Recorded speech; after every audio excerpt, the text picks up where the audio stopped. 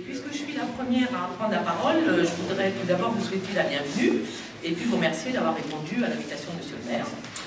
Donc je profite de votre présence pour vous présenter au nom du personnel communal que je représente ici tous mes meilleurs vœux pour cette nouvelle année qui commence. Je vais vous dire quelques mots sur le bilan de l'année passée.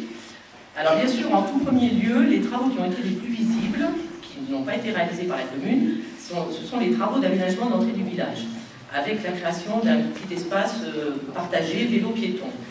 Comme vous le savez, ces travaux ont été réalisés et financés par l'agglomération montargoise, pour lesquels des subventions ont été obtenues. Ils ont occasionné quelques nuisances, voire un peu plus que quelques nuisances au niveau de la circulation, mais il est difficile, voire impossible, de faire des travaux sans aucune gêne, surtout quand il s'agit d'un accès routier principal. La commune, quant à elle, a réalisé la réfection du chemin d'Amotte, et puis il y a eu des travaux d'entretien qui ont été effectués, des travaux qui sont indispensables pour les bâtiments, comme la réfection de la toiture de cette salle, la toiture de la cantine.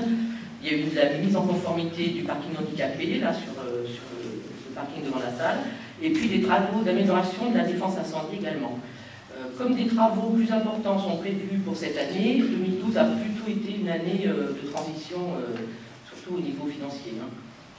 Et puis au niveau de l'école, vous avez dû remarquer qu'il manquait un bâtiment dans la cour d'école primaire. Et oui, le préfabriqué qui avait été installé en 1975, que la commune avait acheté d'occasion, qui venait de Bazoches, je ne sais plus lequel, a été démoli au mois de juillet. Il était devenu complètement inutilisable vu son état d'insalubrité. Et puisque je parle de l'école, un petit mot pour vous dire que heureusement que la 4e classe a été maintenue, car nous avons actuellement 86 élèves. Il en est arrivé au fil de l'année, donc on espère que ça va continuer.